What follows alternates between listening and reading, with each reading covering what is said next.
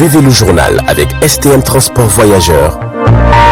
Une nouvelle façon de voyager.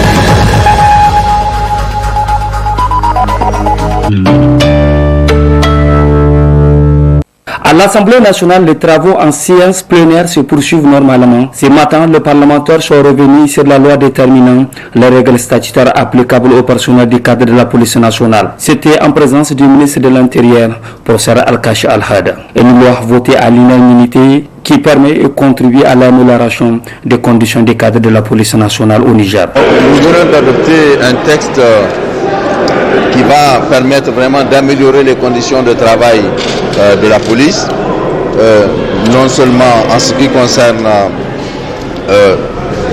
leur statut, les avancements, etc., dans ces termes-là, mais aussi en termes d'avantages également, on leur sensiblement augmenter leur capacité salariale, ce qui va leur permettre évidemment donc d'être beaucoup plus efficaces. Présent à l'hémicycle de l'Assemblée nationale, le ministre de l'Intérieur, aussitôt, le groupe parlementaire Zamzam Lumana Africa et apparenté a décidé de boycotter ces travaux pour la seule raison protester contre la dernière décision du ministère de l'Intérieur qui donnait les quittes au parti du Modenfa Lumana Africa, El Al-Haji Omar Noma, d'après le congrès de Dosso. Nous n'avons méconnu aucune décision de justice et au contraire, nous avons été, je dirais même, très tolérants parce que au fond, leur parti devrait tenir son congrès depuis déjà longtemps, depuis plusieurs années. Il ne l'a pas fait. Et donc c'est lui qui est hors du droit. C'est lui qui ne reconnaît pas le droit. Parce que s'ils étaient aussi respectueux du droit qu'il le disait, mais alors ils reconnaîtraient qu'en fait ils sont folklore et qu'à la limite, on aurait même pu dire que leur parti est dissous. Et ce qui, juridiquement, est parfaitement tenable. Mais nous ne l'avons pas fait. Parce que justement, on n'est pas dans une logique de confrontation ni dans une logique d'affrontement.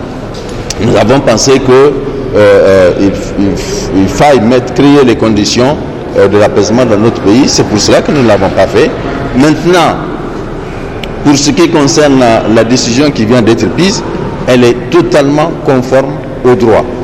Pourquoi je le dis?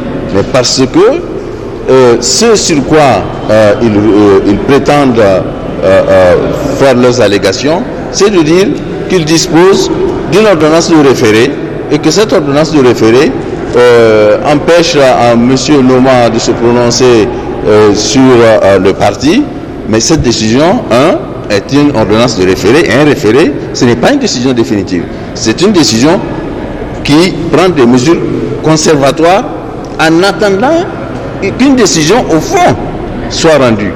Mais la décision au fond, mais ce n'est pas... qu'est-ce qu'il apprend ici? Le congrès a été convoqué le 19 septembre. Et le 19 septembre, ils se sont tenus deux congrès. Un concernant l'aile de Noma et l'autre concernant l'autre aile, que je ne peux pas vous dire à qui elle appartient, dans le sens où nous avons reçu d'abord une correspondance du secrétaire général et puis ensuite une correspondance du secrétaire général adjoint. Bon, les textes de Lumana eux-mêmes disent, articles 56 et 59, que ce sont seuls les présidents peuvent convoquer la conférence nationale. Les travaux en séance plénière reprendront le samedi 31 octobre 2020 avec comme ordre du jour le contrôle de l'action gouvernementale.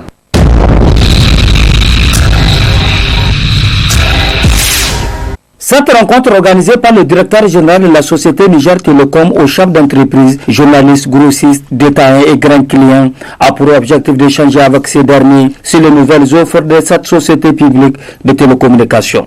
Une entreprise citoyenne à l'écoute de sa clientèle, Niger Telecom est une marque dynamique et de référence qui agit aujourd'hui pour le quotidien des Nigériens. Créé en 2016 suite à la fusion des deux sociétés étatiques de télécommunications, il s'agit de la Sonitel et Sahelcom, avec comme objectif d'une part de réduire la fracture numérique et rendre aussi accessible le bénéfice d'éthique aux Nigériens. Le conseiller technique du directeur général du Niger Télécom est revenu sur les performances et les résultats obtenus grâce à l'expérience, dynamisme et la mobilisation du personnel de la dite institution. Ce dîner vous est offert effectivement par Niger Télécom pour vous permettre d'échanger, de poser des questions, de découvrir. Vous avez les commerciaux, vous avez les ingénieurs de Niger Télécom qui sont là, des hommes aguerris, pleins d'expérience qui sont là.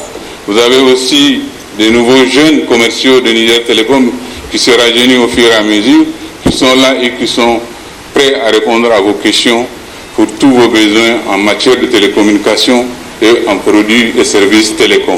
Devant ce partenaire d'inviter, les responsables du Niger Télécom ont tour à tour présenté les différentes offres et la mission principale de cette société nationale qui contribue fortement à la croissance économique et à faire du Niger une société numérique inclusive. D'autre part, les invités aussi présents ont apporté leur contribution et faire des observations sur la dynamique de cette société publique de télécommunications qui est incontestablement un opérateur global de télécommunications qui répond aux normes nationales et internationales. Nous avons vu qu'effectivement, par rapport au personnel, vous avez un personnel qualifié et aujourd'hui, vous avez aussi le matériel qualifié.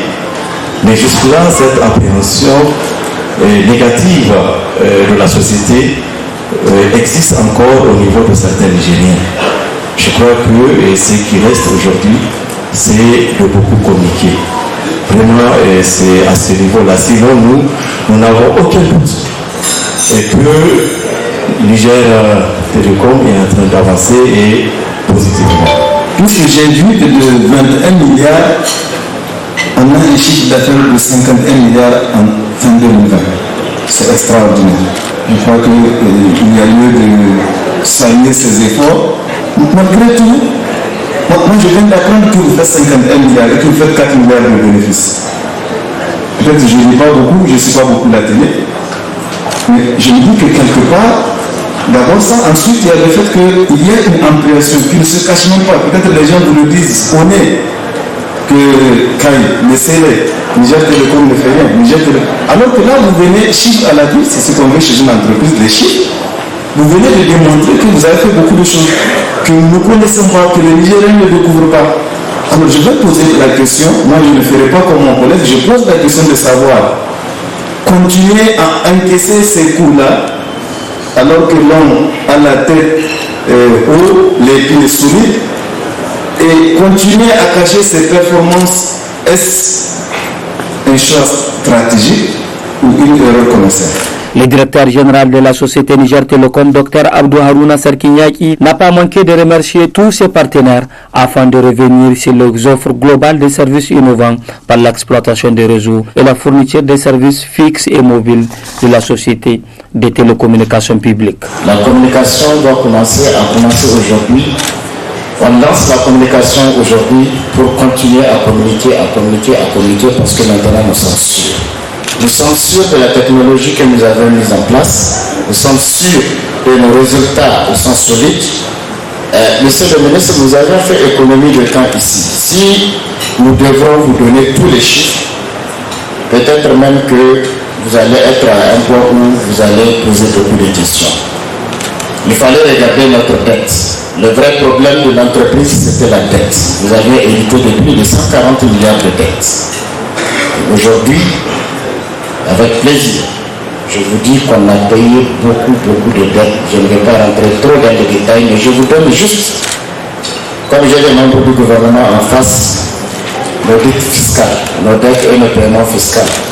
On a payé en 4 ans plus de 90 milliards de francs CFA.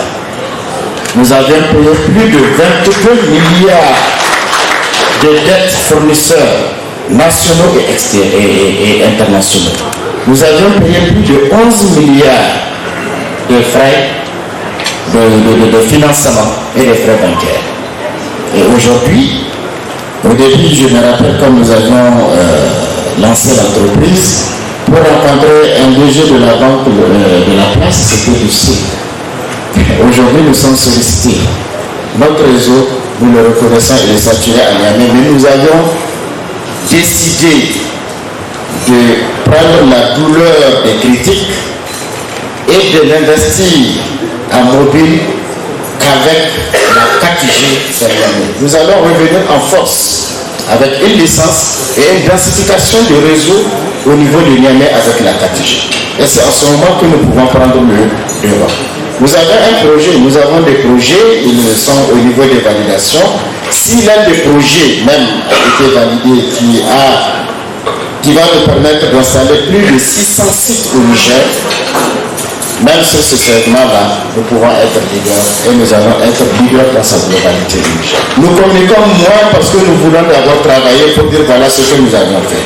Nous ne voulons pas aller à la défensive sans mettre des chiffres devant les gens. Nous ne voulons pas aller à la défensive sans prouver aux gens qu'effectivement, nous sommes bons techniquement, nous sommes bons commercialement et nous sommes bons financièrement. C'est ça qui fait une société de télécommunications.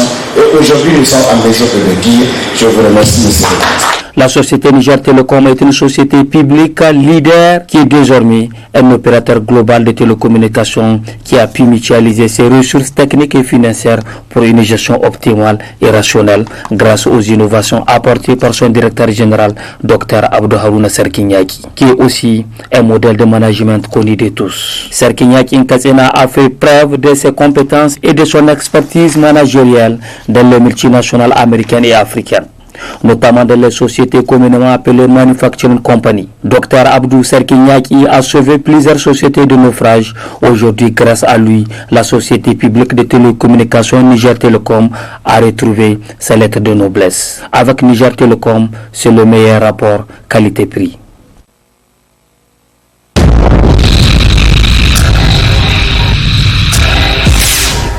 Une année judiciaire s'achève, une autre commence pour la Cour des comptes avec cette rentrée judiciaire solennelle de la dite Cour. Une cérémonie qui agrandit davantage cette Cour car elle est couplée à la session d'accueil de nouveaux membres de la Cour venus d'horizons divers et de hautes juridictions du pays. L'occasion était donc propice pour le premier président de la Cour des comptes de faire un bref rappel des activités qui ont marqué l'année judiciaire précédente. La Cour des comptes participe au quotidien à la consolidation de l'état de droit et de la démocratie. Au cours de l'année judiciaire passée, elle a eu à le faire à travers la mise en œuvre du programme de contrôle 2019, l'élaboration et la mise en œuvre de celui de 2020, l'élaboration du rapport général public 2017, 2018 et 2019, la présentation de ce rapport à son Excellence, Monsieur le Président de la République, à leur Excellence, Monsieur le Président de l'Assemblée nationale et Monsieur le Premier ministre, chef du gouvernement, avant sa publication conformément aux dispositions de la loi organique sur la Cour. Le renforcement des capacités de la Cour par l'adoption d'une nouvelle loi organique régissant la Cour, l'élaboration d'un rapport, d'un projet de loi déterminant le statut autonome du personnel de contrôle de la Cour, la nomination des conseillers au nombre de 15, des avocats généraux au nombre de 3, le recrutement des vérificateurs au nombre de 6, dont la session d'accueil officielle est couplée à la présente cérémonie. L'amélioration des conditions de travail du personnel, etc. L'élaboration d'un plan stratégique 2020-2024 de la Cour et son plan d'action. La participation des membres de la Cour à plusieurs rencontres régionales et internationales des institutions supérieures de contrôle des finances publiques, réunions statutaires, ateliers et séminaires de formation en présentiel et en ligne en raison de la COVID-19. La signature d'accords ou mémorandums de coopération avec l'Union européenne et l'ONG Chiga. Aussi, le premier président de la Cour des comptes n'a pas manqué de rappeler à l'occasion de cette rentrée judiciaire le rôle et les missions de la Cour des comptes. La transparence dans la gestion des fonds publics.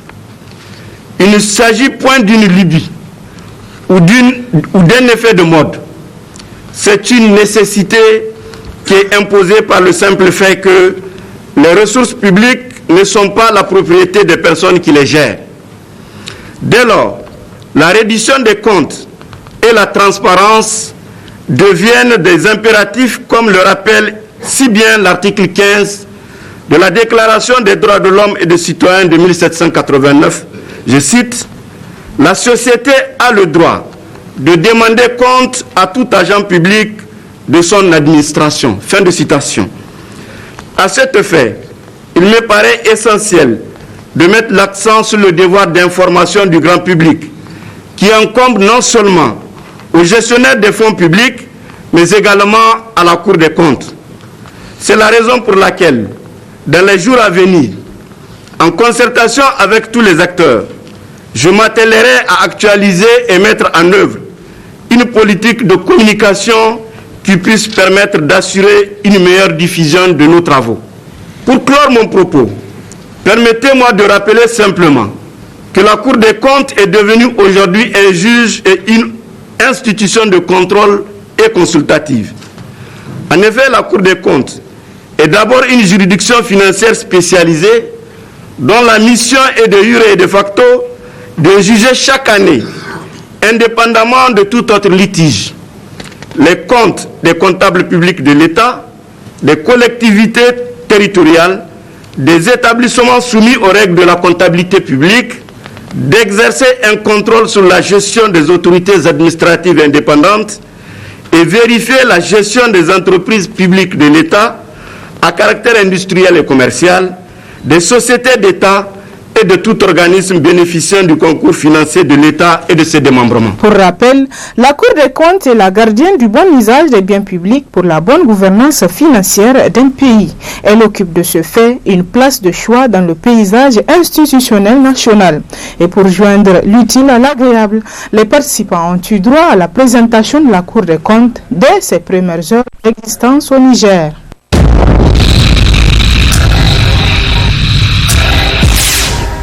C'est un prélude à la grande rencontre citoyenne des jeunes Nigériens avec le président de la République que le ministre de la Renaissance culturelle a organisé ce dialogue intergénérationnel avec les jeunes venus du quatre coins du pays. Il s'agit à travers cette rencontre de construire un meilleur avenir pour le Niger.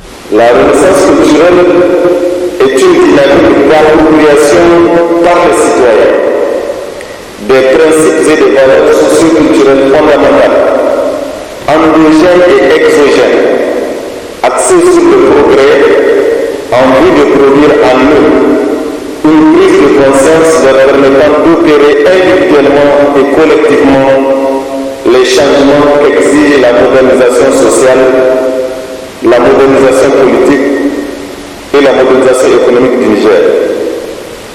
Elle vise ainsi à créer les conditions de mobilisation collective. L'initiatrice de la dite rencontre est revenue quant à elle sur les objectifs de la rencontre. On a organisé cette rencontre dans la mesure de faire un face-à-face avec le président de la République.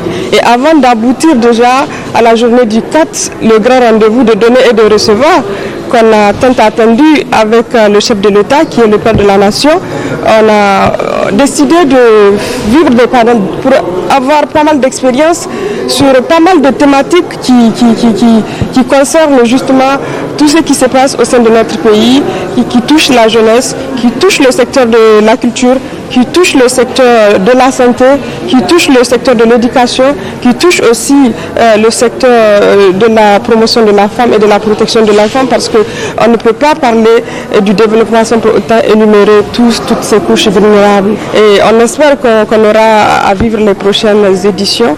Et cela va nous permettre de faire un dialogue intergénérationnel avec le chef d'État. Le président de la République sera donc face à la jeunesse nigérienne en début du mois d'octobre prochain. Toute chose qui, dans le cadre de cette rencontre inédite, permettra à cette jeunesse d'échanger avec le président de la République sur son expertise de leader sur le plan international. Vivement donc cette grande rencontre dite citoyenne.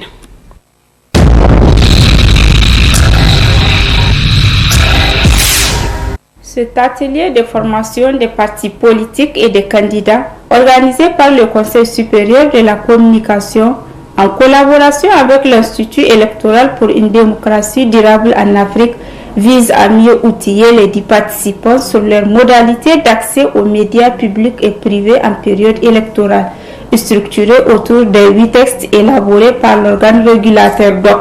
Il est en effet important que la parole de chaque courant politique puisse s'exprimer pour un processus démocratique renforcé et des élections crédibles et inclusives. Bien entendu, les médias ont pour leur part un rôle clé à jouer pour que ce pluralisme politique soit une réalité.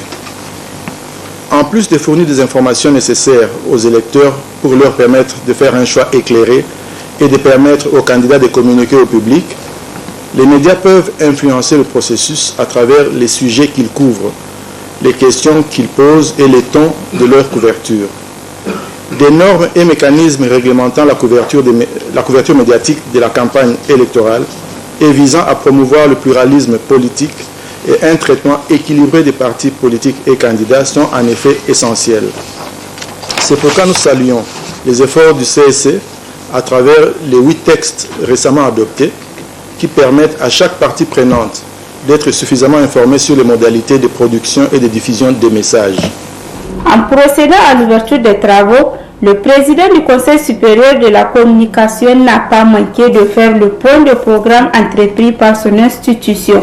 Depuis 2 ans, notre pays est résolument engagé dans le cycle électoral 2020-2021. Le Conseil supérieur de la communication, comme vous le savez, est une institution qui joue un rôle crucial, notamment dans l'accès des candidats, des partis politiques et des groupements de partis politiques aux médias publics et privés. Pour assurer l'accès équitable des partis politiques aux médias durant cette période électorale, le Conseil supérieur de la communication a élaboré et adopté un programme électoral 2020-2021.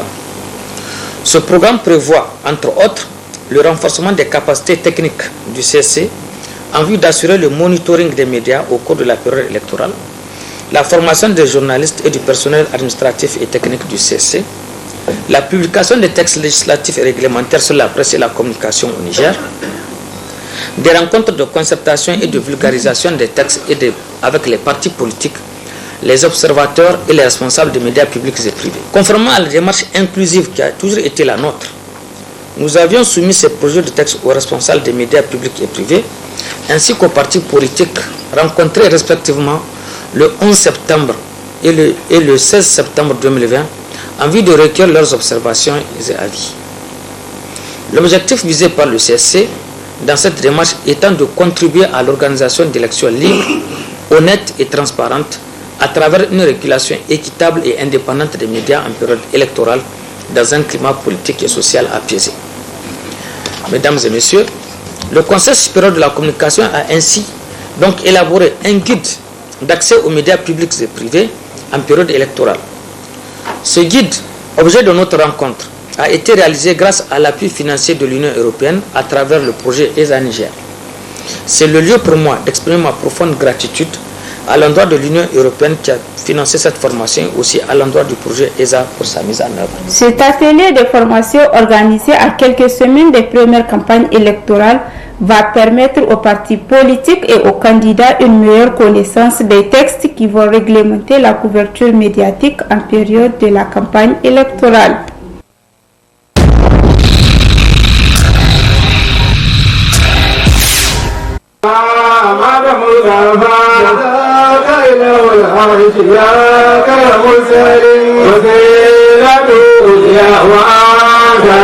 Ils étaient des milliers et des milliers de fidèles musulmans dans les mosquées, quartiers et zaouïas pour commémorer l'anniversaire de la naissance du prophète Mohammed, paix et salut sur lui. Un moment opportun aussi pour les ulémas de rappeler aux fidèles musulmans, notamment les adeptes de la confrérie Tijane, les bonnes œuvres du prophète Mohammed, paix et salut sur lui, qui est un modèle de leadership à copier par la communauté musulmane.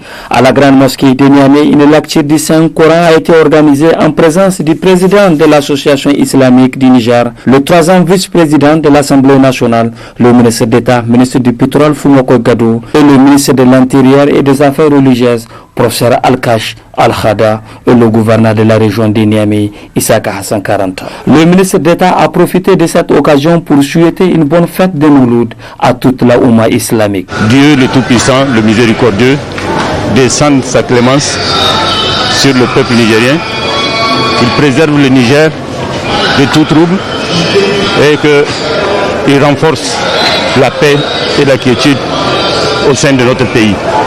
Je voudrais profiter de cette occasion pour lancer un appel à tous les citoyens afin que dans leur prière, ils pensent d'abord au Niger et qu'ils prient Dieu pour renforcer la cohésion sociale et la paix dans notre pays.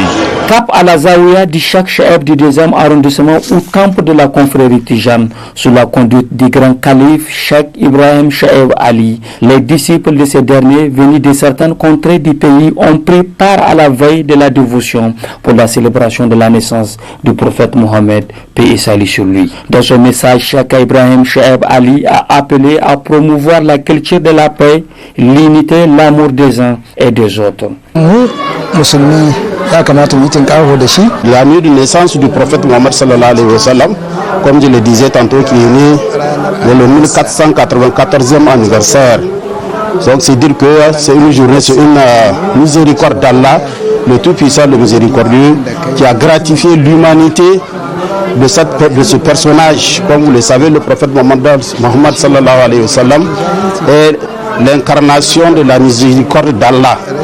Donc il est arrivé à ce monde pour aider effectivement l'ensemble de l'humanité, qu'il s'agisse des humains, qu'il s'agisse des djinns, qu'il s'agisse en tout cas de l'ensemble de la créature d'Allah. Il est effectivement donc le premier de cette créature.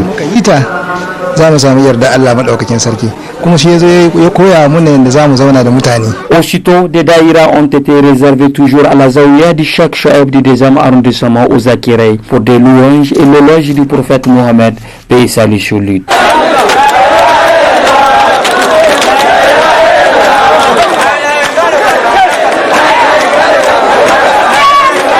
Hommes, femmes et enfants, un moment de dévotion et de communion.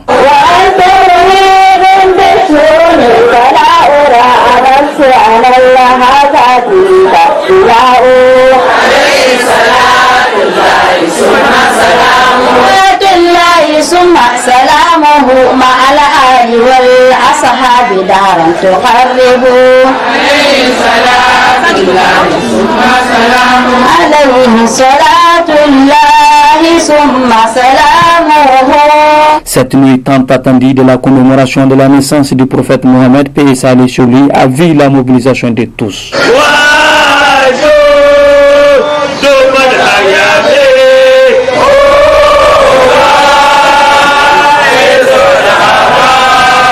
Na taya mu murna da wannan dare na haihuwar shugaba sallallahu alaihi wasallam, wanda dukkanin musulmi na duniya wanda ya mallaki hankalin shi ya san ba mu da wani dare abun alfahari a duniya na wanda ya fi wannan dare. Saboda haka mu dage da askaru da karatun Qur'ani da yabo da kasidodi da muke da manzon Allah sallallahu alaihi wasallam, tunda duk abin da muka yi ba za mu iya manzon Allah sallallahu alaihi wasallam akan soyayya shi insha Allah. Au terrain musulman situé au quartier Calais Sud, à l'état-major d'Ishak Moussa Suleiman Al-Kaïra, ils étaient tous présents, les adeptes qui sont revenus sur les enseignements du prophète Mohammed sallallahu alayhi wa sallam. Le prophète sallallahu alayhi wa sallam était venu pour éclairer ce monde, pour appeler à la paix, appeler à la justice. Donc effectivement, on commémore ce jour, c'est-à-dire c'est juste au fait pour se rappeler les uns des autres, c'est-à-dire les œuvres que le prophète sallallahu alayhi wa sallam a posées. Donc comment il a pu, un groupuscule de gens qui étaient dans, c'est-à-dire Al Jazeera Al Arabiya, après un moment donné ou bien après une vingtaine d'années, On se souvient très bien le jour de Hajjat al-Wada, le pèlerinage de revoir comme on l'appelle. Le prophète sallallahu alayhi wa sallam avait comme compagnons plus de 124 000 compagnons. Donc imaginez, c'est vraiment un travail qui a été fait. Donc vraiment quand on commémore le Mawlud, c'est pour se rappeler de toutes ces œuvres-là et la biographie du prophète sallallahu alayhi wa sallam. Qui était le prophète sallallahu alayhi wa sallam? Comment vivait-il avec les gens qui étaient autour de lui, avec sa famille?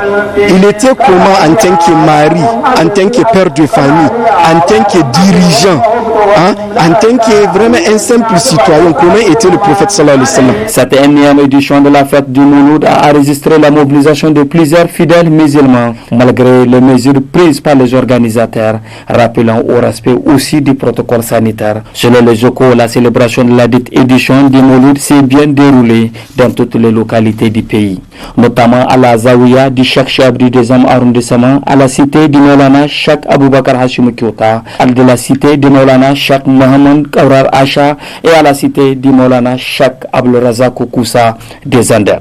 Les fidèles musulmans ont profité de l'occasion pour implorer Allah subhanahu wa ta'ala pour que sa miséricorde descende dans notre pays, le Niger.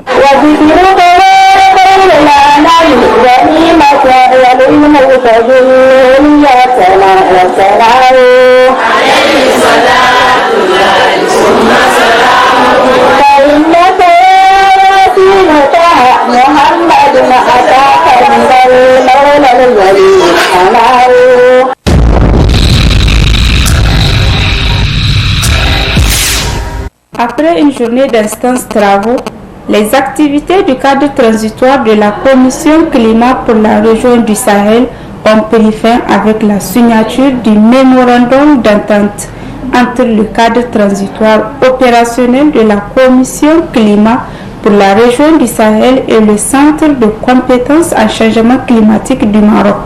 Nous sommes très contents de voir que cette initiative, ce mémorandum, cette mémorandum théorique, qui va parler des objectifs qui sont, qu'on peut définir, mais c'est une initiative qui va nous permettre de passer directement au travail. Donc le cas, c'est le centre marocain chargé de suivre tout ce qui concerne les changements climatiques et plus particulièrement le renforcement des capacités a été choisi par nos partenaires internationaux à ce qu'il soit un centre dédié et à la disposition de tous nos partenaires. Ce partenariat est un changement qui touchera plusieurs axes dans le domaine climatique. La présente cérémonie qui marque la signature du mémorandum d'entente traduit la consécration du partenariat entre le cadre de transitoire opérationnel CTO de la Commission climat pour la région du Sahel et le Centre de compétences en changement climatique du Maroc, 4C Maroc, autour des axes suivants. La définition des mécanismes cohérents et synergiques pour la conduite de l'étude de préfiguration du mécanisme financier de la Commission climat de la région Sahel. La mobilisation des ressources relatives à la réalisation de la dite étude, la définition des mécanismes cohérents et pertinents d'échange d'expériences et de renforcement de capacités dans le domaine de la lutte contre les changements climatiques entre les parties. S'agissant de l'étude de préfiguration du mécanisme financier pour la région du Sahel, elle permettra d'analyser les cadres institutionnels, juridiques, techniques, fiscaux et financiers existants dans les pays de la Commission ou autres et qui concernent les organismes intergouvernementaux, sous-régionaux ou régionaux. D'identifier et analyser les barrières impactant une collaboration optimale entre les pays de la Commission climat de la région Sahel et enfin de proposer un mécanisme financier adéquat du plan d'investissement climat pour la région du Sahel, PIC. Les deux parties sont ainsi appelées à la mise en commun de plusieurs actions concourant à un effet unique et aboutissant en vue d'obtenir de bons résultats.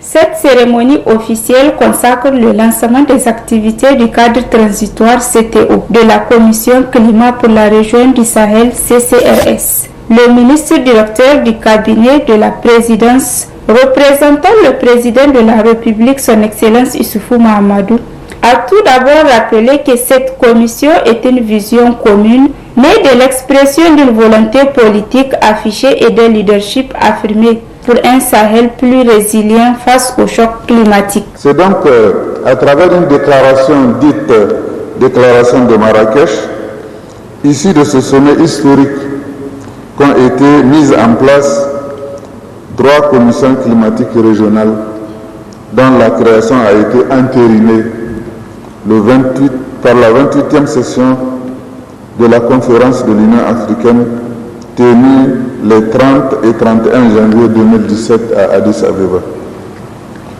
En plus donc de notre commission, les 2 autres commissions climat sont la commission climat pour le bassin du Congo et la commission climat pour les États africains insulaires.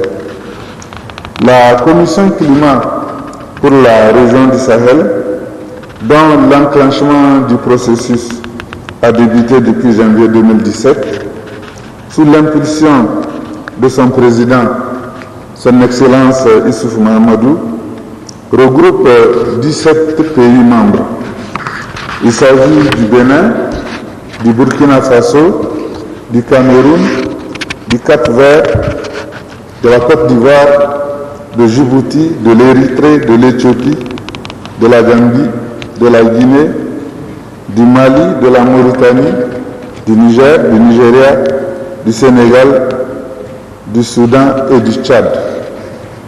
Mesdames et messieurs, la Commission climat pour la région du Sahel s'est dotée d'un plan d'investissement climat d'un coût global de 440 milliards de dollars, avec pour objectif de contribuer à l'effort planétaire d'atténuation des émissions de gaz à effet de serre et d'accroître les capacités d'adaptation et de résilience des populations sahéliennes ainsi que l'accroissement de leurs moyens d'existence. Ce plan a été adopté lors de la première conférence des chefs d'État et de gouvernement des pays membres de la Commission qui s'est tenue ici même à Niamey le 25 février 2019. La conférence a également décidé de la création d'un secrétariat permanent chargé au niveau opérationnel de la coordination et du suivi de la mise en œuvre du dit plan, ainsi que de son programme prioritaire 2020-2025. Toutefois, avant la mise en place d'un tel organe, il est apparu nécessaire de créer un cadre transitoire opérationnel CTO de la Commission climat pour la région du Sahel, sous la supervision du président en exercice de la Commission pour la région du Sahel, cadre destiné à conduire en relation avec toutes les parties prenantes l'opérationnalisation de la Commission jusqu'à la mise en place effective du secrétariat permanent. Les partenaires techniques se sont réjouis de l'avènement tout en réaffirmant à tour de rôle la disponibilité de leur institution à œuvrer auprès des autorités des pays membres de la région du Sahel. Notons qu'après la visite guidée du siège CETO-CCRS, les parties prenantes ont procédé à la signature du livre d'or de l'organisation.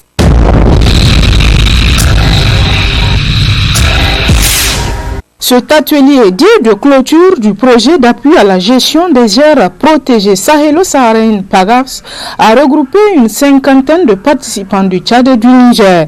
Il s'agit à travers cet atelier d'échanger sur les activités réalisées par le programme dans le cadre de la protection de la biodiversité au Tchad et au Niger. Cet atelier de clôture est organisé alors que la situation mondiale de la biodiversité est toujours aussi alarmante.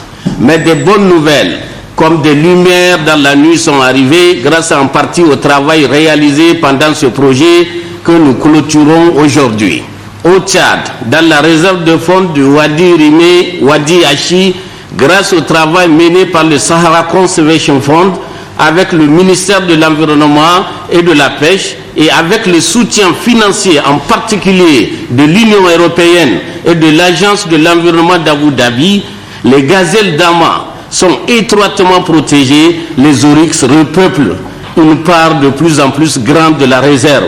Et les Adax sont de retour dans cet endroit du monde après près d'un demi-siècle d'absence. Au vu de l'importance de cette rencontre, le Tchad a tenu à y participer à travers une forte délégation. De par leur situation géographique exceptionnelle, nos deux pays déjà vulnérables assistent à une dégradation croissante de leurs ressources naturelles en lien avec les changements climatiques, mais aussi et surtout en raison d'actions anthropiques inappropriées en termes d'utilisation des ressources naturelles.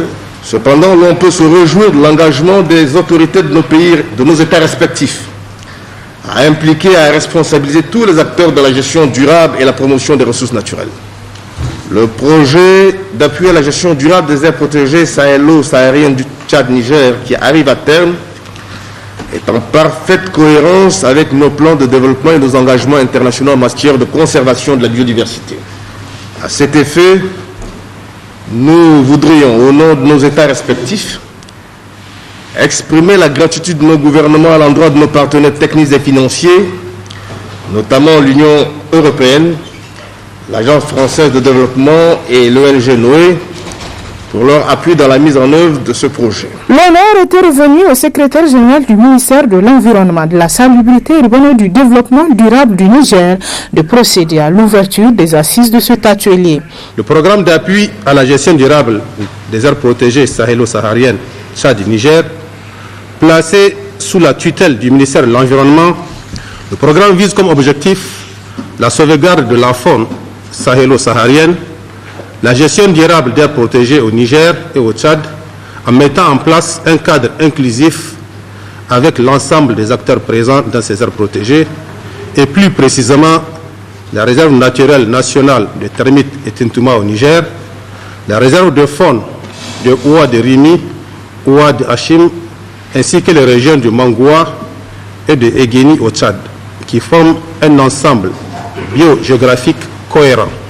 Ce projet représente donc une véritable opportunité d'œuvrer pour la conservation de la biodiversité sahélo-saharienne, tout en prenant en compte des préoccupations de développement des communautés de pasteurs évoluant dans ces zones, avec notamment une véritable appropriation par ces dernières de leur patrimoine naturel. Tout au long de cet atelier, les participants venus du Tchad et du Niger auront à pousser des réflexions approfondies afin d'élaborer un projet transfrontalier sur la question de la protection de la biodiversité, mais aussi de faire le bilan de la mise en œuvre du projet PAGAPS dans ses différentes zones d'intervention.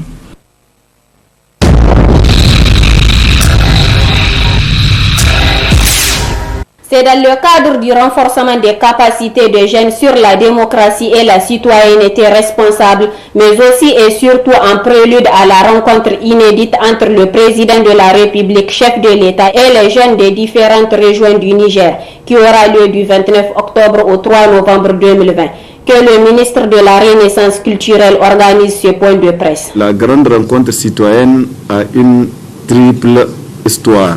La première histoire, c'est que depuis 2017-2018, j'ai été contacté par une jeune femme de la diaspora qui me disait qu'elle a des idées de projets et que l'un de ces projets, c'est de faire en sorte que le président accepte d'être en face des jeunes pour échanger avec eux et leur faire profiter de son expérience de grand leader national et d'envergure internationale. Elle m'a envoyé les documents du projet que j'ai parcouru.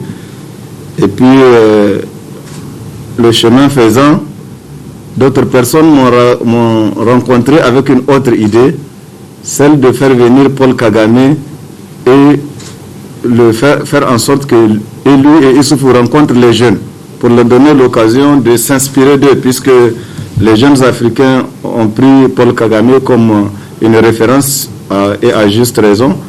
Et donc, il faudrait, selon eux, qu'en marge du sommet de l'Union africaine, donc en 2019, que Paul Kagame et Issoufou puissent avoir une sorte d'échange comme dans l'esprit de la jeune dame, pour qu'ils leur posent des questions, qu'ils sachent c'est quoi les conditions d'être un bon leader. Et puis la troisième histoire, vous avez compris que c'est la deuxième histoire de la grande rencontre citoyenne. La troisième histoire, c'est qu'au niveau du ministère, nous avions voulu, depuis que le programme a été adopté en 2018, que chaque année nous fassions ce qu'on appelle la rentrée citoyenne. C'est en janvier qu'on voudrait chaque année créer les conditions d'une rencontre autour des valeurs, autour des thématiques et des axes de la renaissance culturelle qui serait clôturée par une grande soirée culturelle où nous, on ferait venir nos régionaux pour échanger encore sur la vie du ministère de la renaissance culturelle. Notons que cette grande rencontre tourne autour de 5 panels. Et c'est quoi concrètement qui va être fait? Nous avons une première phase qui va être constituée de panels. On a retenu 5 panels qui vont être organisés pratiquement à raison d'1 jour par panel. Et je dois dire au passage qu'on a sélectionné 20 jeunes par région qui vont être à Niamey. C'est à peu près 160 jeunes qui seront là et qui suivront les panels de bout en bout. Et ces panels-là, c'est d'abord le premier, investir dans la jeunesse, gage d'une relève certaine et responsable. Le deuxième panel, c'est contribution de la jeunesse à la renaissance culturelle, les questions démographiques et environnementales, entre autres. Le troisième, c'est maintien des défis à l'école et autonomisation des femmes. Quatrième, défi sécuritaire et police de proximité. Et le cinquième panel, c'est dialogue intergénérationnel. Ensemble, construisons un meilleur avenir. Et l'objectif majeur de cet événement est de fournir une opportunité unique à la jeunesse nigérienne d'interagir directement avec le responsable du pays sur des thématiques importantes et variées.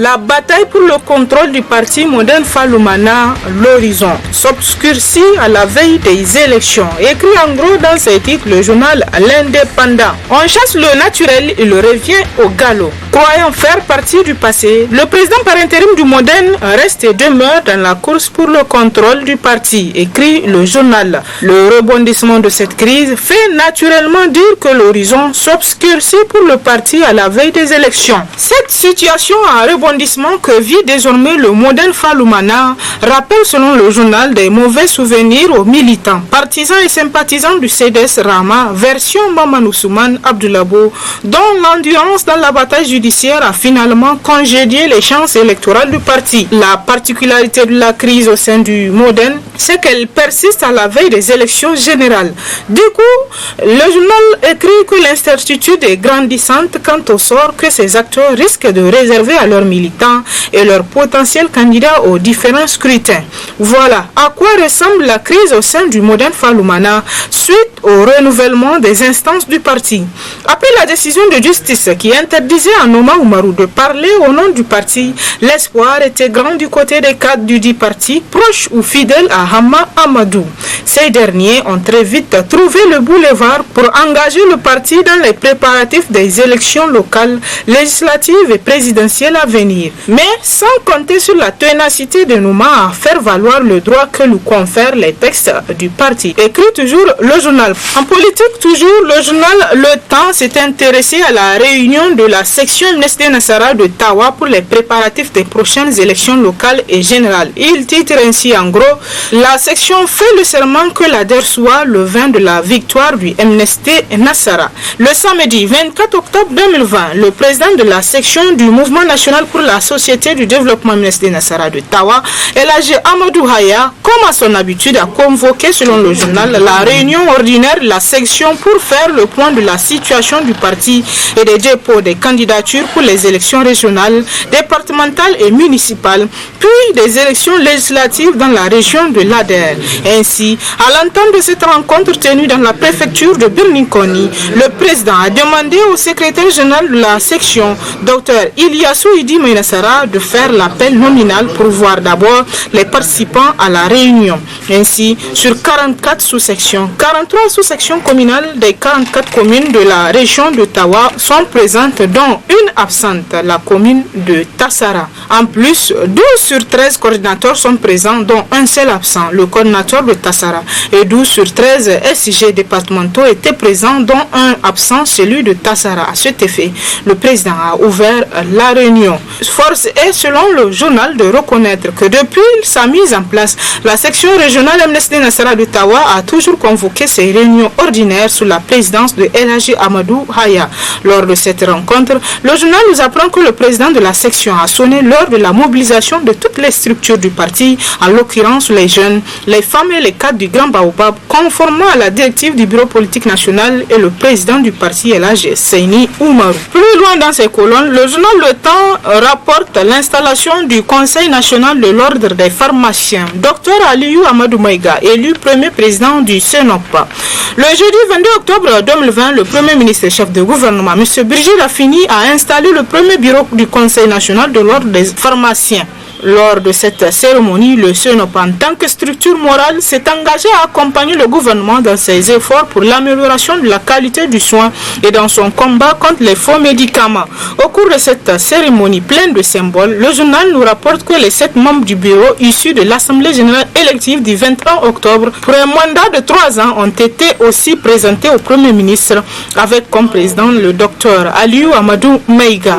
À cette occasion, le Premier ministre a exprimé une pensée toute particulière à l'endroit du doyen des pharmaciens, en l'occurrence Maïdanda Seydou Janmakoy, actuel sultan de Dosso, avant de féliciter le nouveau bureau de Conseil national de l'ordre des pharmaciens. Un bureau auquel nous faisons entièrement confiance et j'ai constaté avec bonheur qu'il a respecté le genre, a déclaré le chef du gouvernement. M. Birji Rafini a aussi exprimé les hautes appréciations du président de la République, chef de l'État, El Hadji Issoufou Mahamadou, ainsi que celle du gouvernement au personnel de santé pour son abnégation et son engagement à toute épreuve dans la prise en charge des patients, notamment ceux de la pandémie à Covid-19. J'ai été témoin des énormes sacrifices que le personnel de santé a consenti et continue à consentir pour apporter les soins aux malades. Que tous ces professionnels sachent que le gouvernement est à leur côté et à leur écoute, car la santé des populations est une priorité de premier ordre du programme de Renaissance, a déclaré, toujours selon le confrère, le chef du gouvernement. Le nouveau républicain, lui, s'est intéressé cette semaine au décès de l'élève officier Shamsoudine en pleine formation. La justice se prononce, écrit en gros dans ses titres le journal. Selon des informations venant d'une source, les personnes arrêtées dans l'affaire de l'assassinat de l'élève officier Chombiano Talata Samsoudine seraient acquittées au bénéfice du doute, nous apprend le confrère, pour qui il est important de rappeler que cette affaire avait fait du bruit dans la capitale et un peu partout au Niger.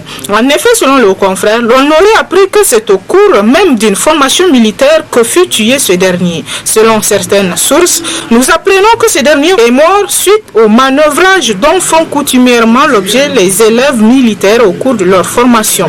Tous savons qu'il faut être un coriace pour prétendre porter la tenue militaire au Niger, car c'est une épreuve très dure. L'on peut voir dans certaines vidéos diffusées indiscrètement la réalité du terrain, même si cela ne représente que la partie visible de l'iceberg. Notons toujours, selon le confrère à propos, selon la même source, que le 7 décembre 2018, c'est un corps sans vie de Talata Shamsidine qui fut présenté aux agents de santé de l'hôpital général de référence de Niamey. Ce, au vu des services corporels insupportables, apprend-on, chose qui a conduit l'affaire entre les mains du juge. Juste après, nombreuses sont les personnes qui se sont mises à tergiverser à propos de la mort du jeune élève officier. Et aujourd'hui encore, le journal écrit qu'au vu de la décision rendue par la justice à l'endroit des présumés coupables, les Nigériens dans l'ensemble continuent à douter douter du réel motif de sa mort. Que son âme repose en paix. Amen. Parlons à présent éducation. Pour finir, le journal L'éclosion rapporte la crise USN. Les sections universitaires convoquent notre congrès à Zender. Nous apprend dans ces titres le journal. Après l'escalade de Bermou, la crise s'installe définitivement dans le règne scolaire nigérien. Le nouveau comité directeur mis en place par le secrétaire général sortant, Idel Argabit, tente de se faire accepter par les structures des scolaires. Pour l'instant, celui-ci n'a obtenu que le soutien des sections de Maradi. Nous appelons toujours le confrère. De l'autre côté, la majorité contestatrice ne compte pas lâcher la bataille. Plutôt que d'aller en justice, la partie contestatrice veut opposer le rapport des forces en brandissant sa prétention de légitimité. Dans la déclaration conjointe rendue publique par les sections universitaires le 10 octobre à Zender, celles-ci ont annoncé la convocation d'un nouveau congrès pour rétablir, disent-elles, la légitimité et permettre à l'organisation de retrouver ses lettres de noblesse. Et c'est l'essentiel de l'actualité à travers les journaux cette semaine. Très bonne lecture et à la semaine prochaine, Inch'Allah.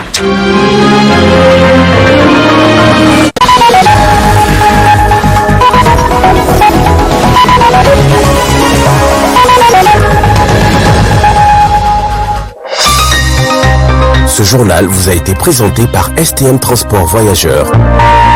Une nouvelle façon de voyager.